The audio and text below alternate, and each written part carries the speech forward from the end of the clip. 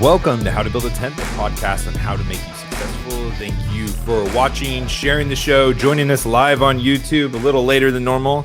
I was relaxing, eating some tacos from DoorDash on my free delivery for a year perk from my travel card, Chase Sapphire. Shout out to Chase Bank for having one of the best travel cards in the business. If you do not have one and you're a traveler, Chase Sapphire might be the way to go. If you're watching live on YouTube, I am checking the comments. If you have any questions or feedback on the show, I will look at it. And I don't know if I'll respond to it depending on what it is, but I'll look at it. I'll see it. I'd love to hear from you and get you guys involved. I tweeted the other day that this whole coronavirus outbreak is going to hurt the Democrats far more than it does Trump. And I say that because it's not his fault. Everyone knows it's not his fault. And he is also a master brander when it comes to marketing. If you are wondering what it's like to control the narrative, to control your brand, how people perceive you, watching Donald Trump is a very good idea. I would tweet it today, that moment you realize that Bernie Sanders and Donald Trump have the same policy about giving checks out to people. And it gives you pause because, one of them is a socialist and the other one I'm voting for. But this whole thing is making Trump look really good. One of the Twitter trending hashtags when I was going on the show was peoplevspelosi. And I'll tell you what I found there in a second. First, I want to tell you we're part of the Fight Laugh Feast Network. Go over to flfnetwork.com, put in HTBT in a memo field. You'll get a sweet 15-ounce mug, HTB 15 ounces. You see it right there. It's white. It's 15 ounces. It fits all four of your fingers. It's great. It's right next to my Kingsman Grooming products. And you get tons of other benefits. You get $100 off the conference that's coming up October 1st through 3rd, which airline tickets, oh my gosh, they're like $25 a piece right now. So now is the time to go book your travel for October. It's not $25 in October, but it's still really cheap. So go book your flights now. Go become a member. Get $100 off. It's a win-win-win situation. And plus, you'll be helping us as we proclaim the lordship of Jesus in every area of life. And plus, there's tons of great content and behind the paywall. So go over to flfnetwork.com. You can email me, matt@howtobuildatent.com. For those of you watching on YouTube, subscribing, liking, really appreciate it. So I went on to the hashtag People versus Pelosi. And I was expecting it to be very pro-Trump. I was expecting Republicans. I was expecting the Trumpers or whatever they call themselves. But it was people bagging on Pelosi from the left. Because she was trying to limit the amount of money that was going to be dispersed to people from the relief that Donald Trump and the Congress has passed. I couldn't believe it. I honestly couldn't believe it that it was coming from the left, which just goes to show you that Trump is winning this from a political perspective. And I know we don't want to talk about it so much from a political perspective because we are in a serious situation. You want to kind of leave politics out of it.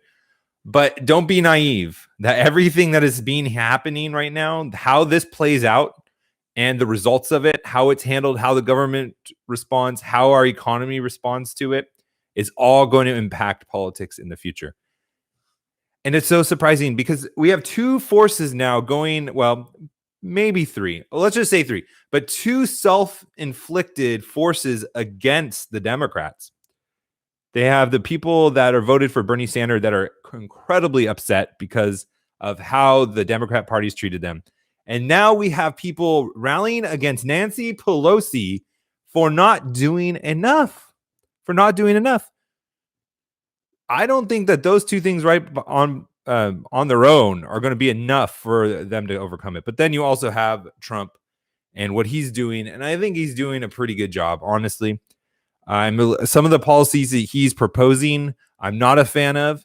But what is the playbook when the government tells businesses that you're not getting customers anymore? What do you do about the people that are losing their jobs, that the small businesses are losing customers?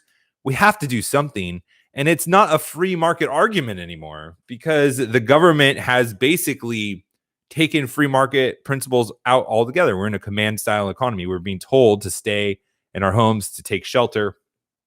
I was reading a very interesting article comparing how South Korea has handled it versus China and the United States. And we're kind of going the route of China, except it's not mandatory so far from a lot of places. Although there was martial law, I think, in Maryland, but not as far as China goes. But how South Korea handled it was they didn't enforce any kind of restrictions or quarantines of any kind, self or the government imposed. And they are starting to see that there's numerous amounts of cases, or the amount of cases coming out every day is becoming smaller and smaller. And all their businesses haven't been as hurt as would have been by like other countries where we are quarantining. So that is an interesting thing that we should study in the future to know how to handle this. But then again, right now, what's the playbook for this worldwide pandemic?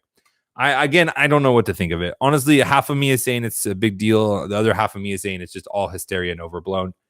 But I do know this. I'm staying out of the market. Staying out of the market again. And I'm not selling if I have stocks even right now. But I am definitely waiting for the news to circulate through and for it to be done with in the United States. And then I'll jump back in. But man, stocks are tanking as of late. It's crazy seeing companies just be chopped in half in a month. It's seriously a sobering thing. So this is my question. I put it as a title of the show because I think it's kind of intriguing for us conservatives, us libertarians to think about. I wanted to talk about this on a show and have this huge segment about it and have an answer, but I honestly don't have an answer for it. I don't really know what the difference is. So Donald Trump proposed a temporary payroll tax cut, which I was all for. Whenever we can cut taxes, let's do it. I mean, I think we're all overtaxed. I think we have a lot of room to reduce taxes where the revenues to the government will increase still. Even though the revenues are not the problem with our deficit, it's the spending. We've proven that over and over again on the show. And I was all for it.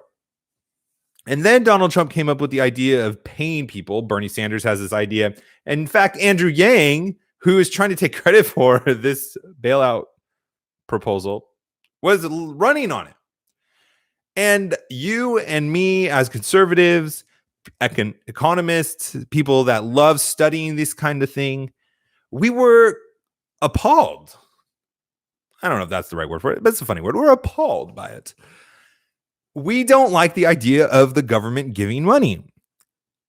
And so I was trying to think of what is the difference? What is the difference from an economic stimulus perspective of Trump saying we're going to not collect payroll taxes for 2020 for the rest of the year versus we're going to pay you several $1,000s in cash.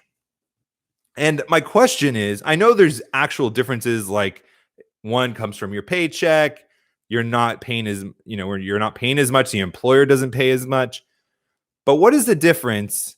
Now, if the costs are the same for the economy to be to have stimulus for the economy, what is the difference between just handing people $1,000 checks versus just doing a temporary payroll tax cut?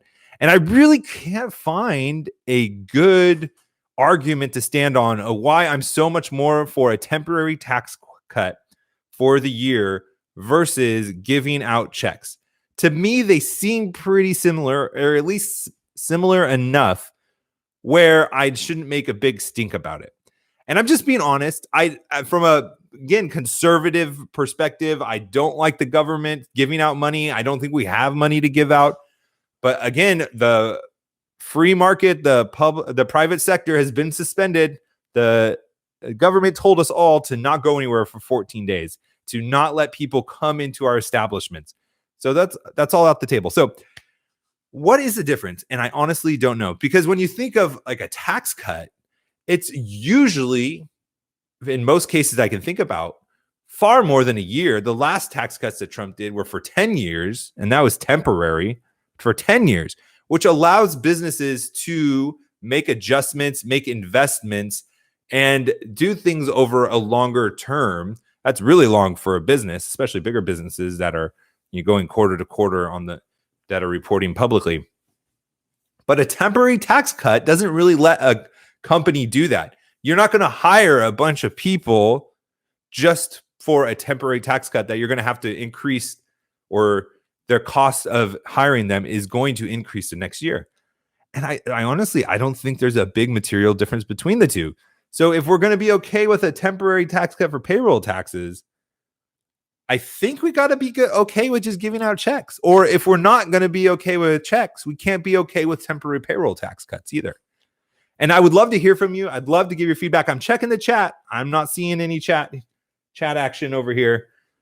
But you can email me, matt@howtobuildatent.com. You can find me on all the social media sites, How to Build a Tent. I would really love to work this out. Maybe there's someone smarter than me who knows more about economics than me. But I would think that both of those things would stimulate the economy in similar ways, all else being equal, because we're both giving cash to people that comes from the government. One is from the government, but we're taking the taxes, and so it kind of goes through this roundabout. And then the other one is you just get to keep more of your money. But beyond that, I don't know what the difference is. I honestly don't, with, again, the temporary tax cut. Obviously, a permanent tax cut is far better than giving someone cash. Hands down, no argument there. I'm not going crazy socialist on you. I'm not going Andrew Yang on you. I promise. But I just thought that was an interesting thought exercise to think through. What is actually the difference from a stimulus perspective of the economy? Before we go on, we're going to talk about what Goldman Sachs is predicting for this year in growth, what they think is going to happen to the stock market. And we have an article from the Daily Wire who talks about how much, if China would have acted faster, how much could they have reduced this outbreak of the coronavirus? We're going to talk about that. But first, I want to tell you about Kingsman Grooming products. Go over to kingsmangroomingpros.com. Get all of these products right here. They're here and they're here. They're all over my face. I use it for my beard. I use it for my skin, for aftershave, for shaping my beard, for moisturizing my beard to make it feel smooth and moisturized. And so I'm not itchy all the time. And it just looks good. I love it. It feels good. It smells good. My wife was just earlier saying, "What does that smell?" And I'm like, "It was the chocolate Haagen-Dazs that I guiltily ate from my Costco run." She said, "No, it's not that. It's your beard." Like, yeah, oh, that's Kingsman Grooming products. So go over to Kingsman Grooming products. Go to kingsmangroomingpros.com. Put in HTBT. Get 10% off these high-quality products. You're going to love them. Support a great Christian company. kingsmangroomingpros.com. Put in HTBT. Goldman Sachs. Goldman Sachs says that the economy can shrink by 5% in the second quarter. And they expect that this first quarter, January, February, March, is going to be flat, which is interesting to me only in this, that means that we possibly could technically not go into a recession from this, because it has to be 2 quarters of consecutive negative growth. And if we fall flat in January and we fall 5% in February, it doesn't matter how much you fall. If you only fall for 1 quarter, or retract, if you want to be more technical about it. If the economy only retracts for 1 quarter and then it grows again in the third, we might get out of this without having a recession. Now, it's speculation. We don't know what's going to happen. Again, when has this ever happened before? But I thought that was just interesting for us to remember. And overall, for the year, at this moment, Goldman Sachs is predicting 0.4% growth for the year of the United States. Now, that's not great, but they're predicting us not to contract for the year, which shutting down businesses, telling people not to go out for 14 days, this is a really big deal. And we have the Russia, Saudi Arabia stuff with the oil prices, which oil is really cheap right now. There's all these things happening. And we might get out of it with not having a negative growth year. That's super amazing. That is astounding to me when you hear the media, when you hear the fear, when you hear the narratives that are being talked about right now. We might get out of this without having a negative year. We might get out of this without a technical recession. Absolutely amazing. One of the other things I did want to talk about before, and then I'm going to continue with this Goldman Sachs thing, because I talk about the stock market, which I think is pretty right on in how I feel about it as well. But I was talking with somebody who's a really good friend of mine, a great Christian dude doing amazing things. I call him the human Rolodex, or maybe he called himself that, and I just agree with it. So he has connections with everybody. And we were talking about different things that you can do as businesses. And one of the things that he was talking about was this group of businesses in a state I'm not going to mention because I didn't know if I can talk about this or not. And I keep it as general as possible when I don't talk to ask permission to talk about this stuff. But there's this group that is taking a model where they're trying to do something good. They're trying to help people that have been impacted, that are in need, by giving them work to do, volunteer work, in exchange for credits, where a group of businesses came together where they said, we will honor those credits. So it's a way for people who can't find work, who can't work a normal job, to do some work, which is good, and giving them credits and tokens, or whatever it is they called it, that they can use to any of these businesses that have come together and created this partnership, this organization, whatever it is. And then if they are, looking for work and the position opens up, then they will have priority for being considered for hiring. Sounds all great and good. But I told him this thing. And I said, it might be because I'm jaded from being in the gaming industry, working with AG offices around the globe, or around the country, and working with the international law firms, that I'm probably jaded with this in a lot of respects. But there is a problem with this thing. See, they're taking a nonprofit model and applying it to their for-profit companies. And this is where you get in trouble. And you might even get in trouble from a nonprofit perspective, but I'm not an expert in nonprofits. That when you are having somebody work for you and you're giving them tokens or credits for this business, which again, it's creative, it's great. I understand their hearts are in the right spot. They're trying to help people. But this is what's going to be the problem, especially if you're employing teenagers and they're underage, child labor laws, is those tokens or credits could be understood to be dodging minimum wage and paying people less than what is required by law. And you can get in trouble for those kinds of laws, employment laws, child labor laws, and things like that. I don't know if what they're doing is illegal. I don't know if they would get in trouble for that. But those are kinds of things that you really need to pay attention to, even if you're not doing a business. Maybe you're just doing a charity. Maybe you are just trying to help people out and you're coming up with ways to make money. Maybe it's a side hustle or whatever, and taking advantage of the coronavirus, or taking advantage of cheap oil, cheap gas prices, whatever it is. You need to be thinking and just making sure that you're not going to get misconstrued for trying to find cheap labor instead of actually doing a nonprofit kind of organization. So just a tidbit, just a warning. I don't want you guys to get in trouble as you guys are being creative and innovative and thinking of new ideas. There is this thing called the law that we got to make sure that we are obeying. Ignorance is not an excuse. It is not an excuse at all. So the last thing I wanted to say about the Goldman Sachs before I totally got sidetracked on that story is the chief equity strategist, David Koston, I think that's how you say his last name, said the S&P could fall to 2,000 points, which it's about 2,400 right now recording. 2,000 points. But he still expects it to go up to 3,200 by the end of the year. So it could still fall by a good margin, 20-ish%. But he thinks at the end it's going to be in 3,200. And I think that is a great analysis of what I think the whole market's going to do. I think it's going to go lower, but at the end, I think we're going to be in a much better situation. And I say that to say this is be looking for value buys, even if it's just the S&P 500 index funds. There is so much opportunity. Do not miss the rebound that's going to come. Before this coronavirus happened, think about how positive and how great the economy was going. And there's more to come. there's these headwinds. And I mentioned before in the earlier part of the show, you're like, why are you talking about politics on this show about how to be successful? Because the Democrat's not going to win. And that's good for the economy. That's good for your 401k. That's good for your businesses.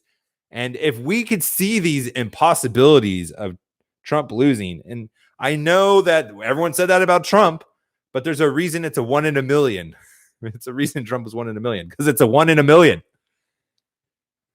And we need to realize that the economy is going to bounce back. There's going to be future permanent tax cuts, especially if we can take back Congress, which would be amazing. If the Democrats keep screwing up like they're going to, it's a possibility it could happen. I've even heard political pundits and analysts say that it is possible. That'll be interesting. The last thing I want to hit on today, and then we'll call it a wrap, is that Daily Wire said if China acted sooner, they could have reduced the outbreak by 95%. 95%.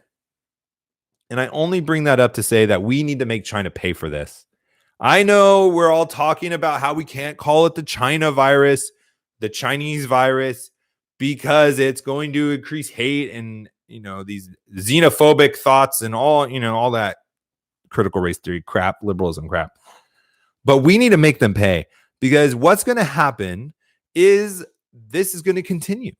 And when we have communist regimes running countries like China, I'm not mad at the Chinese people. Let me just be very clear.